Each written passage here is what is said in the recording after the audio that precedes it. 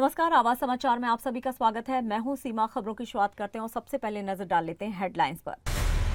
संसद के मॉनसून सत्र में अब ऑपरेशन सिंदूर को लेकर बड़ी बहस। लोकसभा में 16 घंटे, राज्यसभा में 9 घंटे चर्चा तय।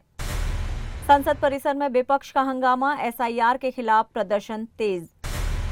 भारत का बड़ा फैसला, 5 साल बाद चीन के नागरिकों को मिलेगा वीजा। बीएसएफ का ऑपरेशन सिंदूर के बाद बड़ा एक्शन, काउंटर ड्रोन सिस्टम से दुश्मन के मंसूबों पर होगा वार। सावन के साथ शेयर मार्केट में भी छाई हरियाली, 232 अंक उछला सेंसेक्स, निफ्टी 25,000 के पार। और अब खबरें विस्तार से।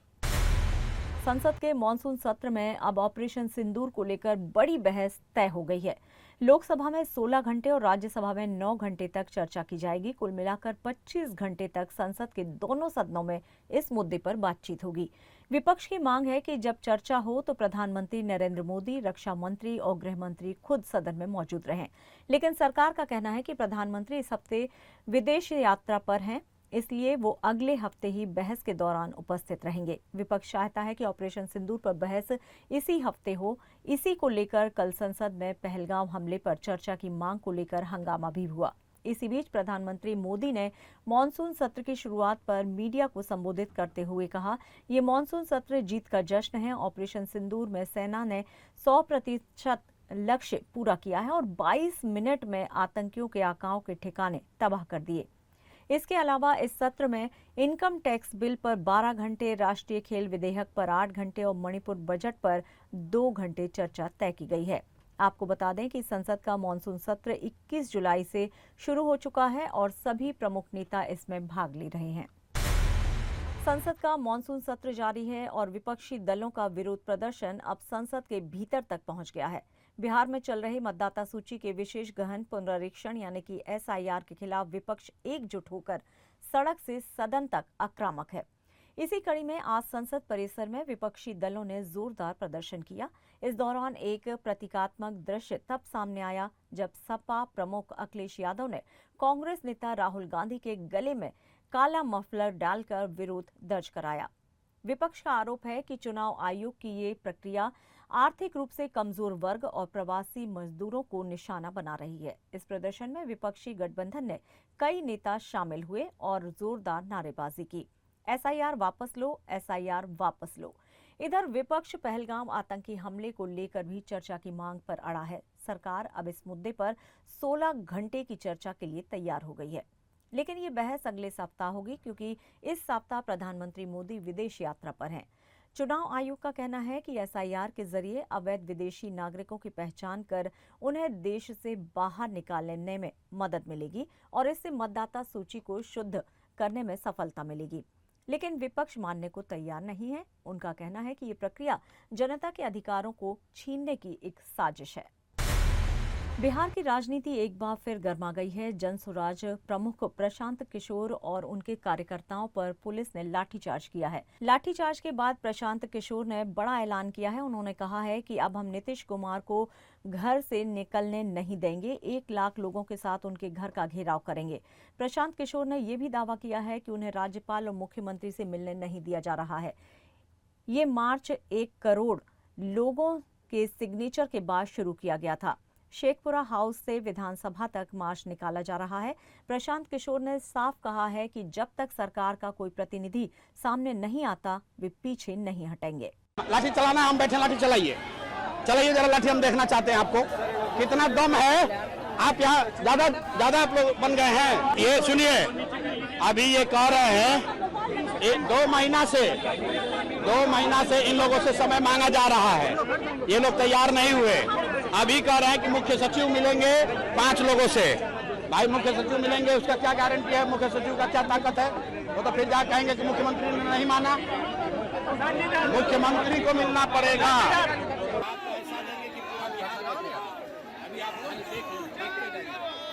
आप देखते जाइए नीतीश कुमार को उनके घर में ना घेर लिया तो आप बता दें। अभी ये जंग की शुरुआत है, अभी 3 महीने बाकी हैं।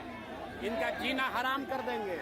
इनको पता नहीं है बिहार की जनता बदलाव चाहती है, भ्रष्टाचारियों को हटाना चाहती है। ये लोग सदन में और पुलिस के पीछे छिप नहीं सकते हैं। डायरेक्शन दे रहे हैं, क्यों अरे पांच डायरेक्शन नहीं दिए हैं जो रूट वहां से आपको जो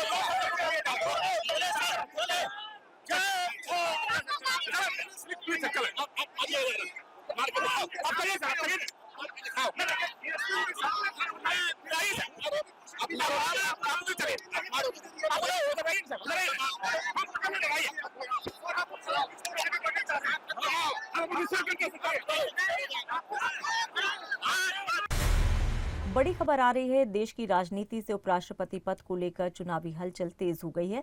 चुनाव आयोग ने औपचारिक रूप से उपराष्ट्रपति पद के लिए चुनाव प्रक्रिया शुरू कर दी है। दरअसल गृह मंत्रालय से जानकारी मिली है कि उपराष्ट्रपति जगदीप धनखड़ ने अपने पद से इस्तीफा दे दिया और इसी के साथ अब ये पद रिक्त हो गया है। आर्टिकल 324 के तहत उपराष्ट्रपति के चुनाव का जिम्मा चुनाव आयोग को सौंपा गया है। आयोग ने कहा है कि इलेक्शन की तारीख जल्द ही घोषित की जाएगी।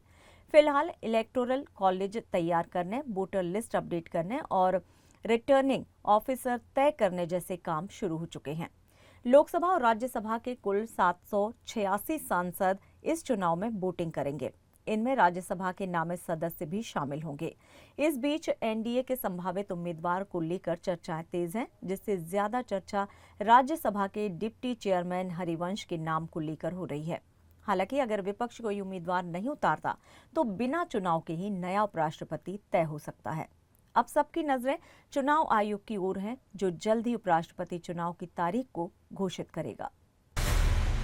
भारत और चीन के रिश्तों में नई रफ्तार। 5 साल बाद भारत सरकार ने बड़ा फैसला लिया है। अब फिर से चीनी नागरिकों को पर्यटक वीजा दिया जाएगा।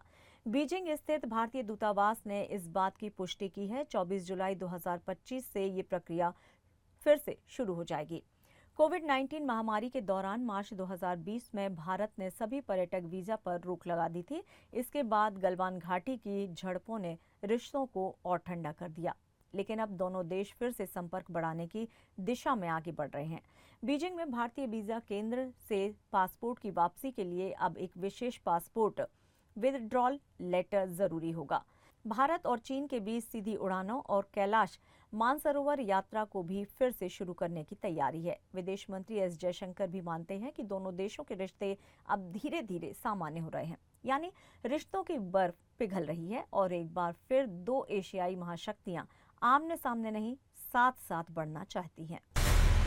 खबरों में यहां लेंगे एक छोटा सा ब्रेक। आप बने रहिए हमारे साथ।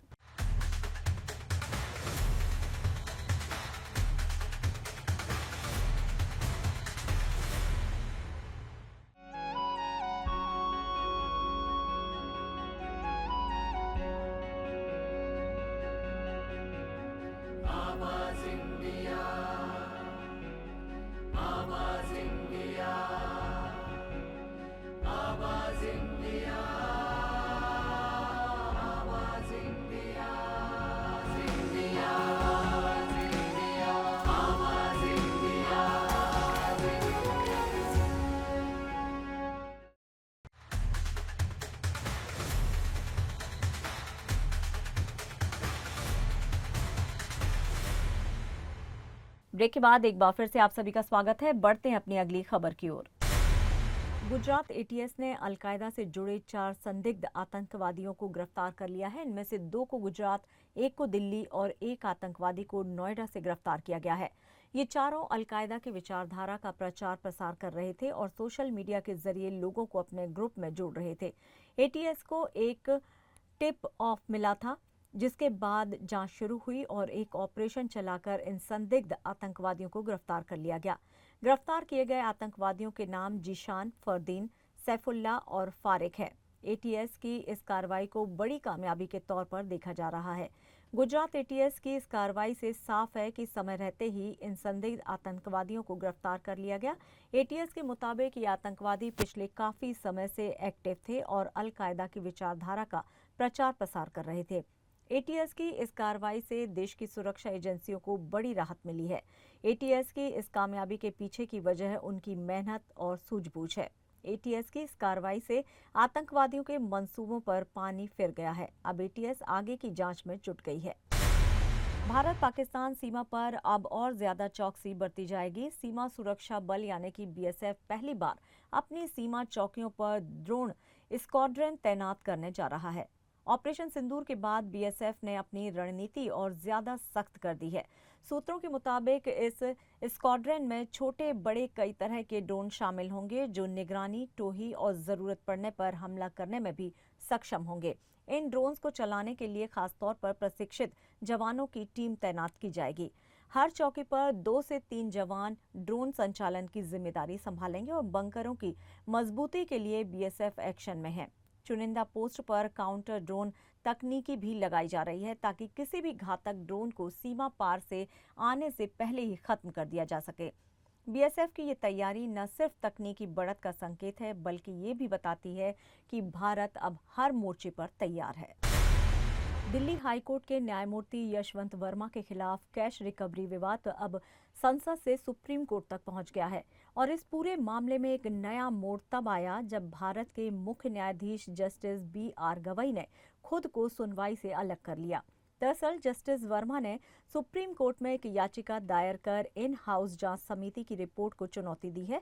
इस रिपोर्ट में उन्हें कथित तौर पर कैश बरामदगी मामले में दोषी ठहराया गया है, लेकिन सुनवाई शुरू होते ही सीजेआई गवई ने कहा है कि वो इस पीठ का हिस्सा नहीं बन सकते क्योंकि वे स्वयं उस जांच समिति में शामिल थे और कॉलेजियम में भी थे जिससे जस्टिस वर्मा की नियुक्ति हुई थी। अब इस याचिका पर नई पीठ सुनवाई करेगी। याचिका में न केवल समिति की रिपोर्ट को रद्द करने की मांग की गई है बल्कि संसद में चल रही महाअभियोग प्रक्रिया पर भी सवाल उठाए गए हैं। सोमवार को 208 सांसदों ने जस्टिस वर्मा के खिलाफ महाअभियोग प्रस्ताव पर हस्ताक्षर किए हैं। इनमें लोकसभा और राज्यसभा दोनों के सांसद शामिल हैं। ये प्रस्ताव संविधान के अनुच्छेद 124, 217, 218 के तहत दाखिल किया गया है। अब देखना ये होगा कि लोकसभा अध्यक्ष और राज्यसभा सभापति इस प्रस्ताव पर क्या रुख अपनाते हैं। सवाल ये भी है कि क्या सुप्रीम कोर्ट इस जांच रिपोर्ट और महाभियोग प्रक्रिया की वैधता को खारिज करेगा या कोई नई कानूनी राह निकलेगी। महाराष्ट्र में आगामी स्थानीय निकाय चुनावों की तैयारी के बीच कांग्रेस पार्टी ने संगठन को मजबूत करने की दिशा में बड़ा कदम उठाया है। पार्टी ने प्रदेश कार्यकारिणी के पुनर्गठन में सामाजिक संतुलन को प्राथमिकता देते हुए 280 सदस्यों की नई लिस्ट को तैयार किया है। इनमें सबसे अहम बात यह है कि कुल पदों में से 40% सीटें ओबीसी समुदाय के नेताओं को दी जाएंगी।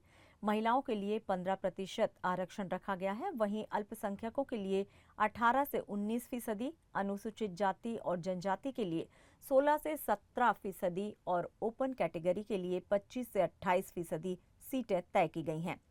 बताया जा रहा है कि प्रदेश अध्यक्ष हर्षवर्धन सपकाल ने ये सूची कांग्रेस हाईकमान को भेज दी है ताकि इसे जल्द से जल्द अंतिम मंजूरी दी जा सके। ये फैसला सामाजिक प्रतिनिधित्व को बढ़ाने और आगामी चुनावों से ज्यादा वर्गों को साथ जोड़ने की रणनीति का हिस्सा माना जा रहा है। सरकारी नौकरी करने वालों के लिए बड़ी खबर है। 1 जनवरी 2026 से लागू होने जा रहे 8वें वेतन आयोग की तैयारी अब शुरू हो चुकी है। कर्मचारी संगठनों ने अपनी मांगों की पूरी लिस्ट सरकार को सौंप दी है और सबसे ज्यादा जोर है पुरानी पेंशन योजना यानी कि ओपीएस की बहाली पर। इसके अलावा कर्मचारी मांग कर रहे हैं कैशलेस इलाज की सुविधा, बच्चों की पढ़ाई और हॉस्टल का खर्च, जोखिम भरे कामों के लिए अलग भत्ता और बीमा कवरेज। ये सिफारिशें करीब 45 लाख कर्मचारियों और 68 लाख पेंशनर्स को सीधे प्रभावित करेंगी, जिनमें सेना और अर्धसैनिक बलों के जवान भी शामिल हैं। हालांकि अभी तक सरकार ने आयोग का औपचारिक गठन नहीं किया है, लेकिन टर्म्स ऑफ रेफरेंस यानी कि काम का दायरा तय करने की प्रक्रिया शुरू हो गई है। अब देखना ये होगा कि सरकार कर्मचारियों की उम्मीदों और बजट के दबाव के बीच क्या संतुलन बना पाती है। तनुश्री दत्ता ने अपने सोशल मीडिया अकाउंट पर एक वीडियो शेयर किया है जिसमें वो फूट फूट कर रोती नजर आ रही हैं। वीडियो में उन्होंने कहा है कि उन्हें उनके ही घर में परेशान किया जा रहा है और उन्होंने हताश होकर पुलिस को फोन किया है। तनुश्री ने कहा कि दोस्तों, मुझे मेरे ही घर में परेशान किया जा रहा है। मैंने अभी पुलिस को फोन किया है। उन्होंने मुझे पुलिस स्टेशन बुलाया है ताकि मैं ठीक से शिकायत दर्ज करा सकूं। अभिनेत्री ने वीडियो के साथ कैप्शन में लिखा है कि मैं इस उत्पीड़न से थक चुकी हूं। ये 2018 में मी टू के बाद से ही चल रहा है। आज मैंने हताश होकर पुलिस को फोन किया है। आपको बता दें, तनुश्री दत्ता ने 2018 में मी टू मूवमेंट के दौरान अभिनेता नाना पाटेकर पर गंभीर आरोप लगाए थे। अभिनेत्री ने आरोप लगाया था कि 2008 में आई फिल्म हॉर्न ओके प्लीज के एक गाने की शूटिंग के दौरान नाना पाटेकर ने उनका शारीरिक शोषण किया था। हालांकि पुलिस को अभिनेता के खिलाफ कोई सबूत नहीं मिले। इसके बाद से तनुश्री दत्ता लगातार परेशानियों का सामना कर रही हैं। अब देखना यह है कि तनुश्री को न्याय मिलता है या नहीं। तनुश्री की इस पोस्ट के बाद उनके फैंस और सेलिब्रिटीज उनके समर्थन में आ रहे हैं। डोंबिवली के MIDC फेज 1 इलाके में एरोसिल गारमेंट फैक्ट्री में आज दोपहर करीब 1 बजे भीषण आग लग गई। कुछ ही मिनटों में पूरी फैक्ट्री आग की चपेट में आ गई और इलाके में धुएं का गुबार आसमान की ओर उड़ता चला गया। घटना से पूरे इलाके में हड़कंप मच गया। फायर ब्रिगेड की गाड़ियों ने आग बुझाने की कोशिश की। आग के कारण काले धुएं का गुबार आसमान की ओर बढ़ता ही चला गया। आपको बता दें कि कल्याण डोंबिवली नगर निगम की दमकल की गाड़ियां आग बुझाने के लिए मौके पर पहुंची और लगातार आग बुझाने की कोशिश कर रही हैं। कर्मचारी आग पर काबू पाने के लिए कड़ी मशक्कत करने में जुटे हुए हैं। चंडीगढ़ से 2 बार लोकसभा सांसद रही बीजेपी नेता और अभिनेत्री किरण खेर की मुश्किलें बढ़ गई हैं।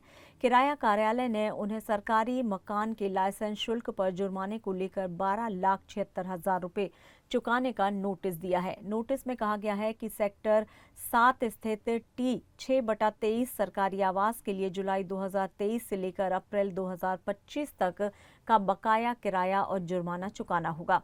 आरोप है कि इस दौरान मकान पर अनाधिकृत कब्जा किया गया था, जिसके चलते 100 से 200% तक जुर्माना लगाया गया है। किरण खेर को ये रकम डिमांड ड्राफ्ट या फिर बैंक ट्रांसफर के जरिए जमा करने के निर्देश दिए गए हैं।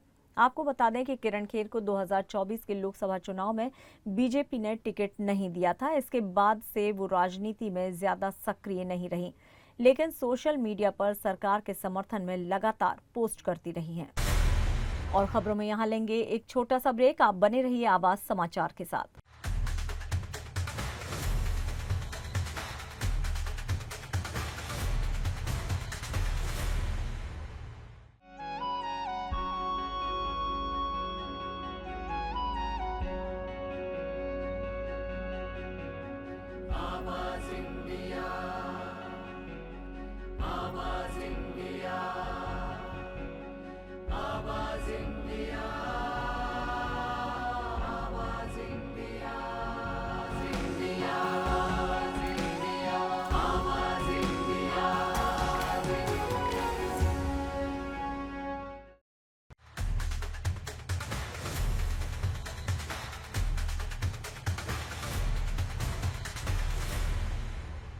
ब्रेक के बाद एक बार फिर से आप सभी का स्वागत है। बढ़ते हैं अपनी अगली खबर की ओर। मुंबई के बोरीवली इलाके में धार्मिक मामलों को लेकर एक ऐतिहासिक पहल की जा रही है। यहां कोरा केंद्र मैदान में आज जगत गुरु अभिमुक्तेश्वरानंद शंकराचार्य महाराज धर्म न्यायालय की आधारशिला रखेंगे। ये धर्म न्यायालय धार्मिक विवादों और मतभेदों का समाधान शास्त्रों और परंपराओं के आधार पर करेगा। इसकी शुरुआत अगले 15 दिनों के भीतर की जाएगी और इसी कोरा केंद्र मैदान से धर्म निर्णालय का संचालन होगा। उनका कोई प्रोटोकॉल निर्धारित नहीं हुआ। पहले जैसी थी अभी भी वैसी है। अब केवल उनका नाम राज्य माता हो गया है, तो केवल नामकरण करने से तो नहीं होगा। नामकरण के साथ साथ उनका कोई प्रोटोकॉल होना चाहिए। तो उस प्रोटोकॉल के बारे में महाराष्ट्र की जो वर्तमान सरकार है उससे हम लोग चर्चा आरंभ करेंगे और चर्चा आरंभ करके 15 दिनों के बीच में उसका भी क्या निकल करके आता है 15 दिन के बाद एक बार फिर आपको आमंत्रित करेंगे। हमारा धर्म निर्णयालय भी दिखाएंगे और साथ ही साथ इस संदर्भ में क्या प्रगति है वो भी आपको बताएंगे। यही दो मुख्य बातें हैं और कुछ आप पूछना चाहते हो तो। भारत सरकार और स्लॉटर हाउस इंस्पेक्शन कमेटी की लीगल समिति के सदस्य श्री कमलेश आर शाह ने इन्होंने भी हमसे कहा कि हमारी भी एक समस्या है। हम धार्मिक बुद्धि से और मानवीय भावना से लंबे समय से हम माने केवल हम अकेले व्यक्ति नहीं, मुंबई के हजारों लाखों लोग कबूतरों को दाना डालते आ रहे थे, लेकिन बीच में ऐसी परिस्थिति आ गई है कि कहा जा रहा है कि इससे रोग फैलता है। इकोलाई इनके बीच में होता है। इकोलाई जो बैक्टीरिया है ये तो मानव के मल में भी होता है। तो मानव के मल में जो बैक्टीरिया है वही बैक्टीरिया कबूतर के मल में है। तो मानव के मल में जो बैक्टीरिया है उससे भी हमको रोग होते हैं। तो क्या करें, हम मुंबई में मानव को हटा दें, उनको दाना पानी बंद कर दें? जितना किराना की दुकान है उसको बंद कर दें कि अब यहाँ चावल दाल नहीं मिलेगा। क्यों? क्योंकि इसको तुम खाओगे तो मलमूत्र करोगे और मलमूत्र में तुम्हारे बैक्टीरिया है, नुकसानदायक बैक्टीरिया। ये कैसा तर्क है? हाँ, अगर उसमें कोई गड़बड़ी है तो उसके लिए प्रोसीजर बनाए जाने चाहिए, उसके लिए व्यवस्था की जानी चाहिए। अगर उनका पुनर्वास करना है, यहाँ से उठा करके दूर ले जाना है, वो किया जाना चाहिए। लेकिन उनके प्रति क्रूर हो जाना, पुलिस आकर के बैठ जाए, दाना लेके आदमी गया तो दाना ही नहीं डालने देंगे, हम डंडा मार देंगे, वो कबूतर बेचारा भूख से मर जाएगा। हमने उसको दाना दिया, दाना दे दे करके हमने उसको आदत डाली कि इस जगह पे जाऊंगा तो दाना मिल जाएगा।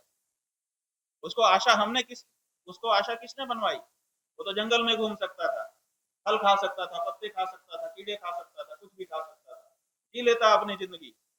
लेकिन हमने दाना डाल डाल के कबूतर खाना बना बना करके लंबे समय तक वो करके उसको आशा लगा दी, उसको आदत लगा दी कि यहाँ दाना हमको मिल जाएगा। और आदत लगाने के बाद अब हम उसके हाल पे छोड़ दें, ये कैसे हो सकता है?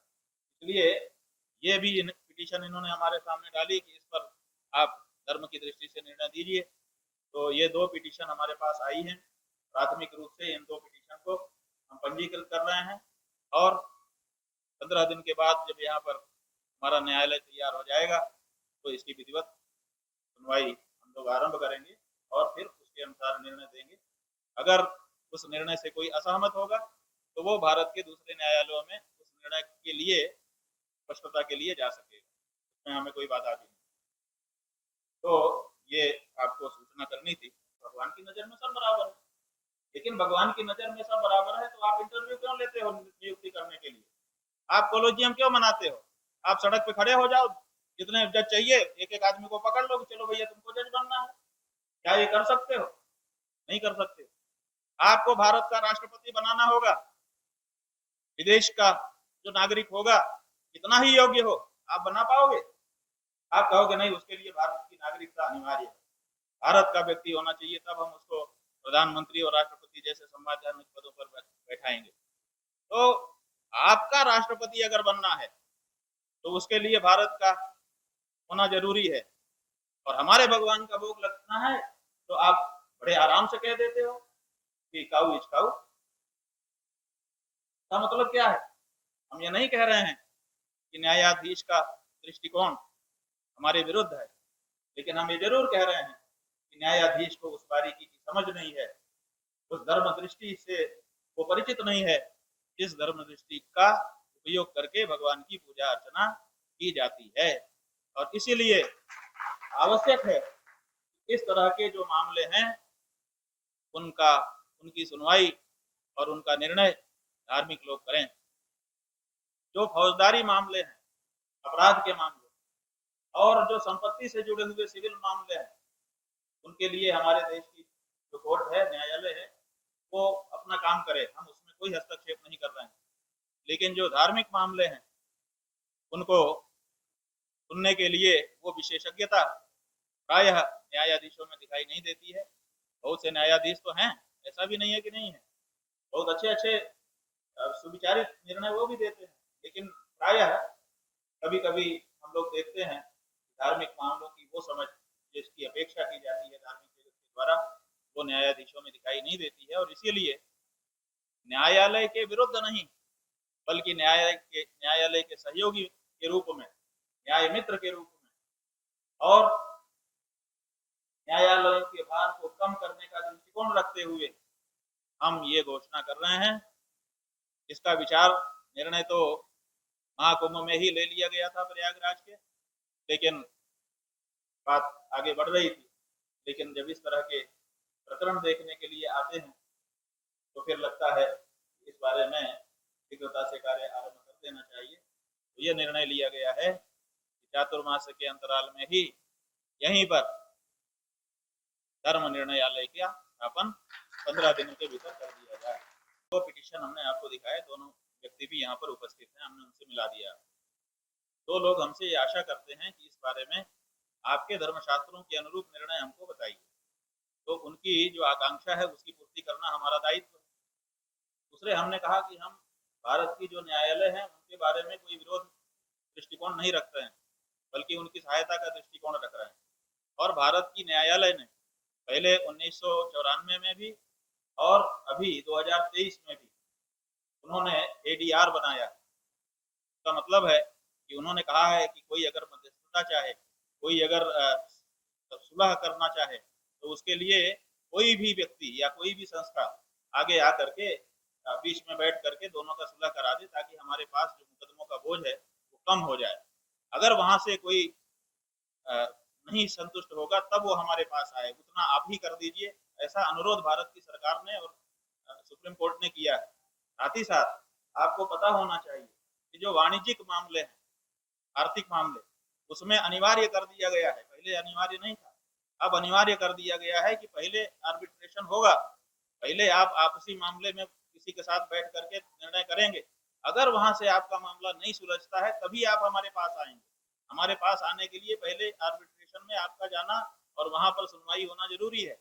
तो जब इन मामलों के लिए सरकार ने ये व्यवस्था बनाई है, तो हमारा धार्मिक मामला भी बहुत बड़ा मामला है, और उसके बारे में भी इस तरह का कोई अगर संस्थान खड़ा हो जाता है और कोई कार्य करता है तो। सावन के दूसरे सोमवार पर देश शिव भक्ति में सराबोर है। हर शिव धाम में आस्था का सैलाब उमड़ा है। सबसे पहले बात उज्जैन की, जहां बाबा महाकाल के दर्शन के लिए श्रद्धालुओं की भारी भीड़ उमड़ पड़ी।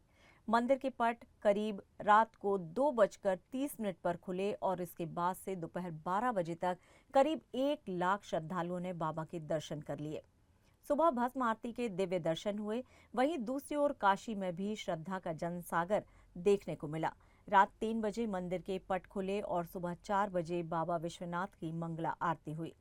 इस दौरान बाबा को स्वर्ण मुकुट और राम नाम की माला पहनाई गई। काशी विश्वनाथ मंदिर के बाहर श्रद्धालुओं की 5 किलोमीटर लंबी कतार देखी गई और मंदिर प्रशासन ने श्रद्धालुओं पर फूलों की वर्षा की। उधर उत्तराखंड के हरिद्वार में भी कांवड़ियों का सैलाब उमड़ा। गंगा जल लेने पहुंचे कांवड़ियों की संख्या 3 करोड़ के पार हो गई है। हरियाणा, पंजाब, राजस्थान, दिल्ली और यूपी समेत कई राज्यों से शिव भक्त हरिद्वार पहुंच रहे हैं। शिव भक्ति का ये नजारा सावन की महिमा को और भी अलौकिक बना रहा है। आज सावन शिवरात्रि का पर्व है, जो भगवान शिव के जलाभिषेक के लिए विशेष महत्व रखता है।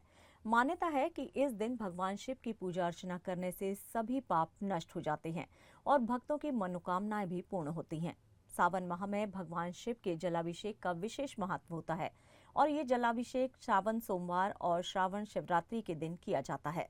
इस साल सावन माह की शिवरात्रि बुधवार को मनाई जा रही है। हिंदू पंचांग में हर साल में 12 शिवरात्रि होती हैं, लेकिन इनमें से 2 शिवरात्रि का खास महत्व दिया जाता है। ज्योतिषाचार्यों के अनुसार श्रावण की शिवरात्रि पर बुधवार को 24 साल बाद गजकेसरी, मालव्य, नव पंचम, बुधादित्य योग बन रहे हैं। इससे पहले ये दुर्लभ महायोग 2001 में बना था। इस दुर्लभ योग में शिव पार्वती की पूजा करने वाले भक्तों पर भोलेनाथ की कृपा बरसेगी और परिवार में सुख समृद्धि बढ़ेगी। सावन शिवरात्रि के दिन सूर्योदय से पहले उठकर स्नान करना पवित्र माना जाता है और इसके बाद व्रत का संकल्प लिया जाता है। इसके बाद घर में या किसी मंदिर में जाकर भगवान शिव की पूजा अर्चना की जाती है। शिवलिंग का रुद्राभिषेक जल, घी, दूध, शक्कर, शहद, दही आदि से करते हैं। शिवलिंग पर बेलपत्र, धतूरा और श्रीफल चढ़ाए जाते हैं। भगवान शिव की धूप, दीप, फल और फूल आदि से पूजा की जाती है। साथ ही शिव पूजा करते समय शिव पुराण, शिव स्तुति, शिव अष्टक, शिव चालीसा और शिव श्लोक का पाठ किया जाता है। शाम के समय फलाहार ग्रहण करते हैं। ऐसी मान्यता है कि सावन शिवरात्रि के दिन भगवान शिव की पूजा अर्चना करने से सभी पाप नष्ट हो जाते हैं और भक्तों की सभी मनोकामनाएं पूर्ण होती हैं। आज सावन शिवरात्रि के मौके पर शेयर मार्केट में भी तेजी देखने को मिली। शुरुआती कारोबार में 30 शेयरों वाला बीएसई सेंसेक्स 232 अंक 0.28% उछलकर 82,419 पर पहुंच गया, जबकि एनएसई निफ्टी का 50 शेयरों वाला इंडेक्स निफ्टी 5,057 अंक या 0.23% की बढ़त के साथ 25,118 पर ट्रेड कर रहा है। निफ्टी फ्यूचर्स 79 अंक बढ़कर 25,172 पर कारोबार कर रहा है, जो घरेलू शेयर बाजारों के लिए पॉजिटिव नोट पर शुरुआत होने का संकेत दे रहा था। सेंसेक्स ने 30 में से 26 शेयरों में बढ़त दर्ज की है। बेहतर परफॉर्म करने वाले शेयरों में Tata Motors, Maruti Suzuki, Bajaj Finance, Adani Port Parts, Bharti Airtel, Internal, L&T और इंफोसिस शामिल हैं, जबकि HUL, SBI, टाटा स्टील और HDFC बैंक पिछड़ गए। अमेरिका और जापान के बीच ट्रेड डील का असर एशियाई बाजारों में भी देखने को मिला है। अमेरिका और जापान के बीच ये अब तक की सबसे बड़ी ट्रेड डील मानी जा रही है। इसके तहत जापान के लिए टैरिफ को 25% से घटाकर 15% कर दिया गया है। आहान पांडे की फिल्म सैयारा बॉक्स ऑफिस पर धूम मचा रही है। फिल्म ने रिलीज के 5वें दिन ही कई बड़े रिकॉर्ड तोड़ दिए हैं। सैयारा ने भारतीय बॉक्स ऑफिस पर 130 करोड़ रुपए से ज्यादा की कमाई भी कर ली है और वर्ल्ड वाइड बॉक्स ऑफिस पर 200 करोड़ क्लब में एंट्री लेने के करीब है। फिल्म ने 2025 की सबसे ज्यादा कमाने वाली बॉलीवुड फिल्मों में अपनी जगह बना ली है। सैयारा की सफलता ने आहान पांडे को एक नई ऊंचाई पर पहुंचा दिया है। फिल्म की कहानी, निर्देशन और अभिनय ने दर्शकों का दिल जीत लिया है। सैयारा की कमाई के आंकड़े देखकर लगता है कि ये फिल्म लंबे समय तक बॉक्स ऑफिस पर राज करेगी। फिल्म ने 2025 की सबसे ज्यादा कमाई वाली बॉलीवुड की फिल्मों में अपनी जगह बना ली है। सैयारा की सफलता ने आहान पांडे को एक नई ऊंचाई पर पहुंचा दिया है। फिल्म की कहानी, निर्देशन और अभिनय ने दर्शकों का दिल जीत लिया है। सैयारा की कमाई के आंकड़े देखकर लगता है कि ये फिल्म लंबे समय तक बॉक्स ऑफिस पर राज करेगी। फिल्म की सफलता का एक बड़ा कारण इसका मजबूत कंटेंट भी है, जिसने दर्शकों को सिनेमा घरों तक खींच लिया है। सैयारा की कामयाबी से साफ है कि आहान पांडे और उनकी टीम ने सही मायने में एक हिट फिल्म दी है। अब देखना ये होगा कि आने वाले दिनों में ये फिल्म और कितने रिकॉर्ड तोड़ती है। और फिलहाल आवाज समाचार में इतना ही, लेकिन आप देखते रहिए आवाज इंडिया। नमस्कार।